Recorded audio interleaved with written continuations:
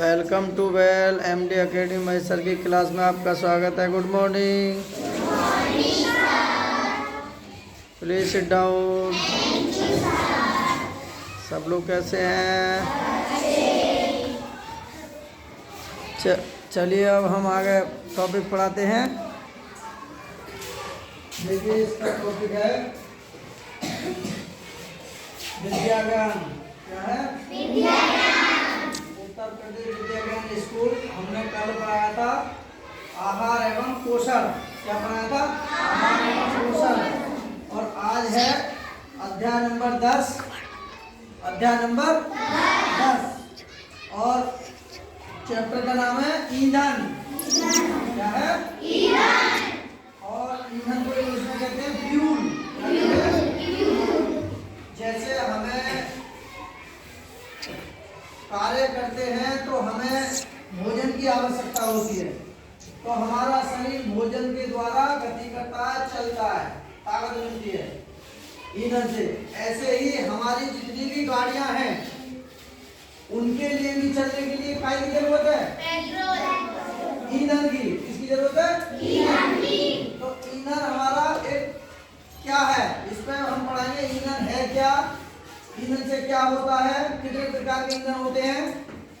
ठीक है, तो देखिए हम अपनी तरफ से कुछ नहीं बता रहे हैं, केवल इस क्लास ये जो बच्चे उत्तर प्रदेश विद्या ज्ञान स्कूल की क्लास में सारा सिलेबस है। हमारे विद्यालय के 4 बच्चों ने फॉर्म भरा है। हमने चाहते कि 4 को ही ज्ञान मिले, और हमारा ये है कि 4 की बजाय इन गरीब बच्चों को सबको ज्ञान मिलना चाहिए। भाई हमारे लिए तो सब बराबर है, तो सभी का 4 का भला क्यों हो, सभी बच्चों का भला हो, लड़की हो या लड़का। तो चलिए देखते हैं, हम फ्यूल के विषय में पढ़ेंगे। ठीक है,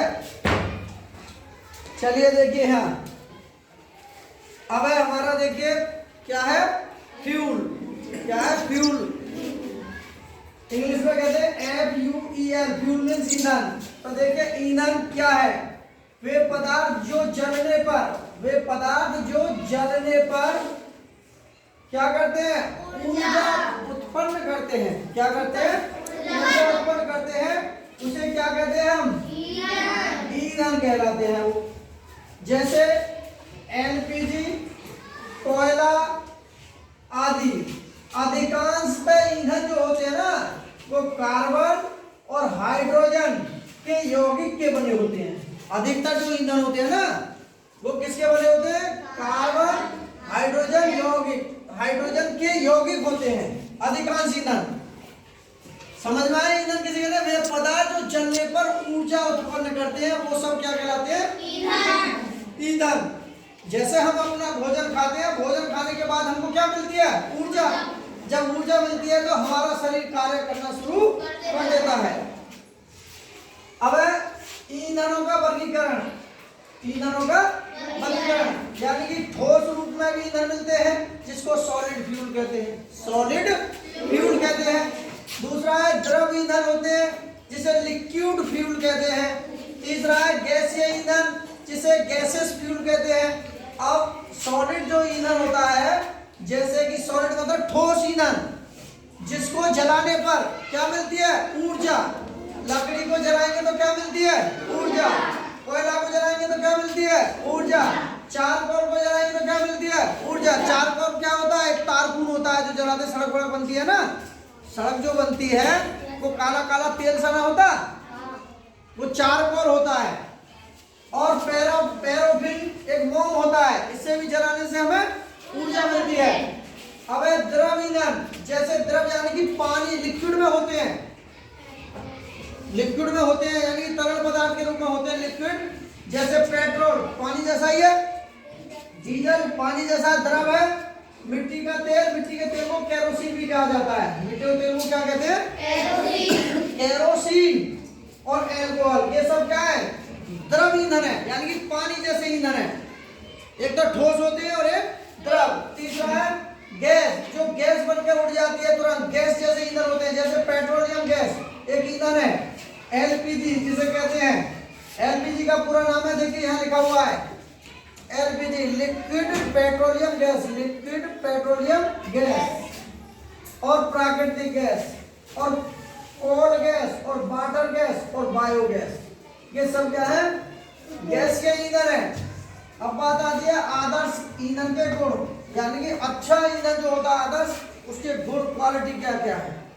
क्या है क्वालिटी? क्या है? देखिए क्वालिटी नंबर 1 है आदर्श ईंधन। क्या है? आदर्श ईंधन। सामने देख लो। तो देखिए आदर्श ईंधन में होते हैं ईंधन सस्ता होना चाहिए। आदर्श जो ईंधन होगा ईंधन सस्ता होना चाहिए और आसानी से उपलब्ध भी होना चाहिए। कैसा होना चाहिए? आसानी से उपलब्ध। ऐसा ना हो ईंधन ऐसा हो जो अमेरिका जाकर मिले, दिल्ली जाकर मिले और हम यहाँ अपना फैक्ट्री लगा ले, हमें ईंधन की जरूरत है और ईंधन मिल रहा है, हमारी फैक्ट्री चलेगी नहीं। तो ईंधन ऐसा भी हो जो हमें आसानी से मिल जाए और सस्ता भी होना चाहिए। सस्ता भी होना चाहिए और आसानी से मिल जाए। दूसरा है ईंधन के जलने पर हानिकारक गैस भी उत्पन्न नहीं होनी चाहिए। ऐसे नहीं है हमने कोयला छोड़ दिया, कोयला में मेरी कार्बन मोनोऑक्साइड गैस निकली जिससे हमें सांस लेने में तकलीफ हो रही है और हम टीबी और दमा के मरीज बन गए, बीमार होने लगे। इसीलिए ऐसा भी ईंधन ना हो जिसे जलने से हानिकारक गैस निकले। फिर ईंधन का जलन ताप उचित होना चाहिए। जिसे ईंधन जलाएं उससे ताप भी गर्मी भी अधिक मिलनी चाहिए और ईंधन का भंडारण सुरक्षित होना चाहिए। ऐसे नहीं ईंधन हमारे बारिश पड़ गई, हमारी फैक्ट्री लगा ली हमने, हमें ईंधन की जरूरत है, बारिश पड़ गई, पानी भर गया। अगर हमारे पास ईंधन भंडार इकट्ठा रहेगा तो हम उस भंडार में से लेकर के अपना काम चला सकते हैं, फैक्ट्री को चला सकते हैं निरंतर, ताकि जनता की आवश्यकता की पूर्ति होती रहे निरंतर। भंडार होने की भी थोड़ा सुरक्षित होना चाहिए। ईंधन एक स्थान से दूसरे स्थान पर लाया जा सकने वाला होना चाहिए। ऐसे नहीं ईंधन इतना भारी हो कि हमारी फैक्ट्री तक आने में दिक्कत हो, हमारी फैक्ट्री तक आने तक रास्ता ही ना हो। ईंधन ऐसा हो आने जाने में भी आसानी रहे। अब जीवाश्म ईंधन क्या होता है? नंबर अगला है जीवाश्म ईंधन। देखिए अगला देखेंगे जीवाश्म ईंधन, जिसे फोसियल फ्यूल कहते हैं। जिसे फोसियल फ्यूल कहते हैं, फ्यूज नहीं फ्यूल, फोसियल फ्यूल कहते हैं। इनका निर्माण जो होता है ना जीवाश्म का निर्माण करोड़ों वर्षों तक पृथ्वी की सतह में और गहरे दबे हुए वनस्पति के अवशेषों से हुआ है। यानी कि गहरे दबे हुए वनस्पति जो पेड़ पौधे होते हैं उनके अवशेषों से हुआ है। ये ऊर्जा मुक्त, एक तो होता है युक्त और एक ऊर्जा मुक्त। युक्त का मतलब है उसके साथ जुड़ा हुआ है युक्त, और मुक्त का मतलब है एकदम आजाद फ्रैंक। तो यह है युक्त कार्बन यौगिक है। इसमें जुड़ा हुआ कार्बन का यौगिक जो पृथ्वी की सतह के नीचे से निकाला जाता है, पृथ्वी सतह के नीचे से निकाला जाता है। जैसे क्या निकाला जाता है पृथ्वी सतह से? कोयला, पेट्रोलियम आदि के पृथ्वी के जमीन की नीचे की सतह से निकाले जाते हैं। फिर है हमारा कोयला होते हैं 3 प्रकार के। कोयला एक जीवाश्म ईंधन है, यह वास्तव में कार्बन और हाइड्रोजन तथा ऑक्सीजन के यौगिकों के कुछ मुक्त कार्बन का मिश्रण है। यानी कि कार्बन और हाइड्रोजन और ऑक्सीजन के यौगिकों का कुछ मुक्त कार्बन का मिश्रण है और इसमें थोड़ी मात्रा में सल्फर और नाइट्रोजन के यौगिक भी पाए जाते हैं, थोड़ी सी मात्रा में। ठीक है। अब ये कोयला जो होता है ये 3 प्रकार से, एक तो भूरा कोयला होता है, ऐसा भूरा कोयला, दूसरा होता है बिटुमिन कोयला और एंथ्रासाइट कोयला।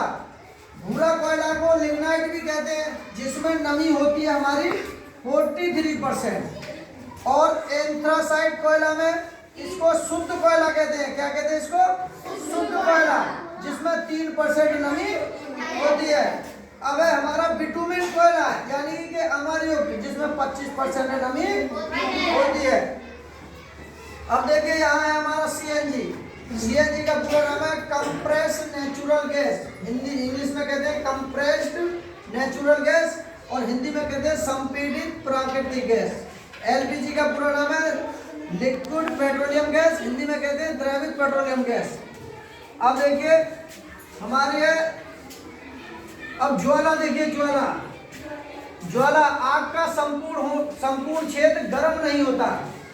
ज्वाला को तो तुमने आग देखी होगी जलती हुई, तो पूरी की पूरी गर्म नहीं होती है, केवल कुछ क्षेत्र ही गर्म रहता है। और जो इसी गर्म क्षेत्र को हम ज्वाला कहते हैं, जो क्षेत्र गर्म होता है ना उसी को क्या कहते हैं हम? ज्वाला। यानी कि इसी गर्म क्षेत्र को क्या कहा जाता है? ज्वाला। ज्वाला आदमी का नाम मत समझिए, ज्वाला एक लौ है, आग है, आंच है। जैसे हम मोमबत्ती है, मोमबत्ती में 3 प्रकार की निकलती है लौ, तुमने देखा होगा। बाहर की तरफ होती है, यानी कि बाहर की तरफ जो होती है ना वो नीले रंग की होती है। बाहर की तरफ मोमबत्ती तुम जला के देखना नीले रंग की होगी, और भीतर की तरफ की काली होगी उसका रंग, और बीच वाली का पीला होगा। जब मोमबत्ती जलाएंगे तो मध्य भाग का रंग पीला होगा, बाहरी भाग का नीला रंग होगा, और भीतरी भाग का काला रंग होगा। जो मध्य भाग होता है मोमबत्ती जलने का अधिक गर्म होता है, अधिक गर्म होता है, और बाहरी भाग का अधिक ताप होता है, और भीतरी भाग का ताप कम होता है। ठीक है। अब देखिए एलपीजी में मुख्य अवयव है एथेन, ब्यूटेन, प्रोपेन, तीनों अवयव होते हैं। और मीथेन पशु के गोबर से भी प्राप्त हो जाता है, पशु के गोबर से भी प्राप्त हो जाता है। अब देखिए द्वितीय ईंधन होता है कोक, और किसका कैलोरी मान सबसे अधिक होता है? मीथेन का। मीथेन का होता है। सबसे अधिक ऊष्मीय मान किसका होता है? ब्यूटेन का होता है। एलपीजी का मिश्रण ब्यूटेन और आइसोब्यूटेन होता है, और एलपीजी के निसाब का पता लगाने के लिए एथिल मरकैप्टन होता है। क्या? एथिल मरकैप्टन होता है। तो देखिए हमने ये सारी चीजें बताई है, और एक बार हम क्वेश्चन पढ़ेंगे, सब एक बार ध्यान से देखें। ठीक है।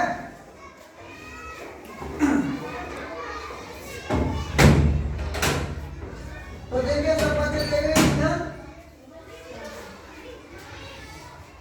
तो हम यहाँ पूछ रहे थे ईंधन के विषय में भी बता दिया, ये बताइए सब हो गए। ठीक है। अब एक बार देखिए हम क्वेश्चन बता देते हैं, ध्यान से सुनेंगे। 14 क्वेश्चन है इस पाठ से संबंधित बस, और हमने लिखवा भी दिए ऊपर। पहला क्वेश्चन है, एक आदर्श ईंधन की विशेषता क्या होती है? एक आदर्श ईंधन की विशेषता होती है, विशेषता होती है उच्च कैलोरी मान। और द्वितीय ईंधन का उदाहरण होता है लकड़ी होती है कार्बोहाइड्रेट का मिश्रण। क्वेश्चन नंबर 4, बायोगैस का ऊष्मीय मान किलो जूल प्रति ग्राम है, जबकि 0.5 किलोग्राम बायोगैस को जलाने पर कितनी ऊर्जा उत्पन्न होती है? 17.5 गुणा 10⁶ जूल होती है। किसका कैलोरी मान सर्वाधिक है? मीथेन का। सबसे अधिक ऊष्मीय मान है ब्यूटेन का। क्वेश्चन नंबर अगला, किसका ऊष्मीय मान न्यूनतम है? लिग्नाइट का। एलपीजी के निसाब का पता लगाने के लिए उसमें मिलाया जाता है एथिल मरकैप्टन मिलाया जाता है। हाइड्रोजन गैस का कैलोरी मान बहुत ऊंचा होता है, लेकिन फिर भी इसे ईंधन के रूप में प्रयोग नहीं करते, क्योंकि यह विस्फोटक है। क्योंकि यह विस्फोटक है। कैसा है ये? एक बार जोरदार ताली बजाएं। हमें अगला सौर ऊर्जा का जो भाग पृथ्वी पर पहुंचता है कुल सौर का 47% होता है। कोयले का वह प्रकार जिसमें कार्बन की प्रतिशत उच्चतम होती है उसे एंथ्रासाइट कहते हैं। गैसों में से किस गैस का ऊष्मामान सबसे अधिक है? हाइड्रोजन का। कोयला किस प्रकार में पाया जाता है? लिग्नाइट में। एलपीजी का मुख्य मिश्रण होता है ब्यूटेन और आइसोब्यूटेन का। और अगला है द्रव पेट्रोलियम गैस में मुख्य अवयव होता है एथेन का, प्रोपेन का, ब्यूटेन का। बायोगैस संयंत्र में बायोगैस उत्पन्न की दर अनुकूलतम होती है 25 डिग्री सेंटीग्रेड तापमान पर बायोगैस की अनुकूलतम दर होती है। तो सबकी समझ में आया? तो देखिए सभी बच्चे एक बार ध्यान से सुनेंगे, एक बार ताली बजाएं। तो देखिए सभी एक बार देखिए, ईंधन है हमारा, ये ध्यान से देख लेंगे।